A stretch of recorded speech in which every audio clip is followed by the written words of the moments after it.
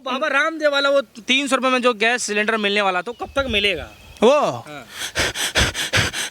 वो भूमाफिया सभी जगह हैं ऐसे कर रहा।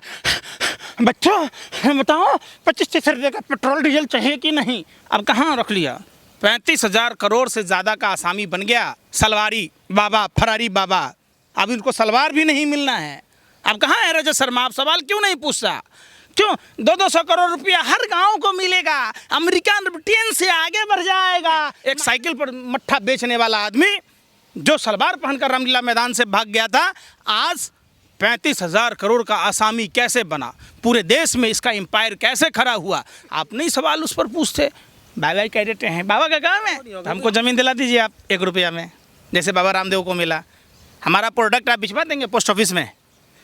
किसने इजाज़त दी कि पोस्ट ऑफिसों में बाबा रामदेव के सामान बिकने लगे? बताओ, छठी रात का दूध याद आ जाता है। अरे गरीब खाएगा क्या नरेंद्र मोदी जी? आप इस तरीके से डेली के डेली पेट्रोल डीजल के दाम बढ़ा रहे, जानते हैं।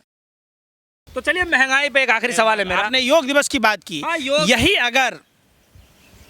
यही प्रधानमंत्री रोजगार दिवस लगाते, भूखमरी पर दिवस का आयोजन करते तो कितना अच्छा लगता। महंगाई का मौन नहीं बोल पाते प्रधानमंत्री, लगता है कि उनको मौन नहीं बोलने आता है। छठी रात का दूध याद आ जाता है। अरे गरीब खाएगा क्या नरेंद्र मोदी जी? आप इस तरीके से डेली के डेली पेट्रोल डीजल के दाम बढ़ा रहे, जानते हैं। जब तक 5 राज्यों में चुनाव थे महंगाई नहीं बढ़ रही थी। आज चुनाव खत्म होते ही महंगाई धीरे धीरे बढ़ कैसे रही है भैया? वही तो पूछ रहा हूँ आपसे। आप ही से ना पूछ रहे हैं। देखिए, नहीं आप भी तो, आपका गणित भी तो कुछ कहता होगा ना? क्या हमारा गणित तो साफे दिख रहा था, जनता का गणित दिख रहा था।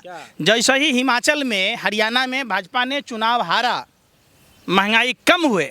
जैसे ही चुनाव जीता, महंगाई बढ़ गया। मतलब महंगाई बढ़ाने के पीछे भाजपा का खेल साफ और स्पष्ट है कि वोट का चोट दीजिए, महंगाई को कम कीजिए। आपने जो जनादेश आए थे हिमाचल के, हरियाणा समेत उपचुनावों के, अगर आप सभी पालन किया होता, आज अगर उत्तर प्रदेश में इन्होंने मुंह की खाई होती, आज इन्होंने अगर इनको वोट का चोट दिया होता तो निश्चित तौर पर महंगाई कम होती। वो बाबा रामदेव वाला वो 300 रुपये में जो गैस सिलेंडर मिलने वाला तो कब तक मिलेगा?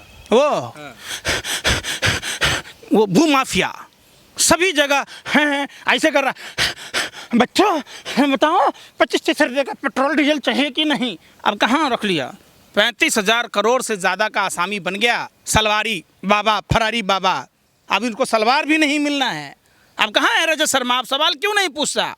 क्यों 200 करोड़ रुपया हर गांव को मिलेगा? अमेरिका ब्रिटेन से आगे बढ़ जाएगा।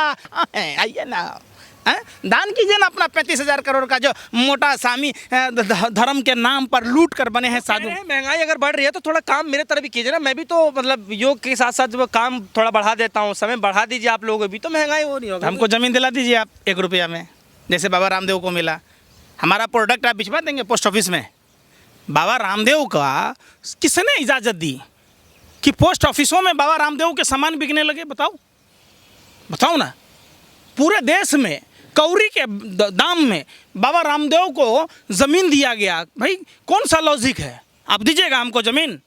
भूमिहीन लोगों को मकान के लिए ज़मीन नहीं दिया जाता है, और वहीं ये साधु के बेस में लुटेरे हैं देश में। एक साइकिल पर मट्ठा बेचने वाला आदमी जो सलवार पहनकर रामलीला मैदान से भाग गया था, आज 35,000 करोड़ का आसामी कैसे बना?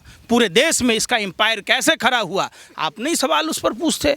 बाबा कह देते हैं बाबा का काम है। हमने देखा है, सवाल पूछा था तो शायद आपको जवाब भी पता होगा क्या बोला था उन्होंने। तो साधु का भाषा था या किसी टपोरी का भाषा था? आप हमको बताइए। समझिए, टपोरी की भाषा बोलता है। जिस तरीके के शब्दों का इस्तेमाल किया, एक हिंदू होने के नाते पूरा हिंदू धर्म के मानने वाले लोग काहे का योग गुरु भैया, काहे का योग गुरु है बताइए।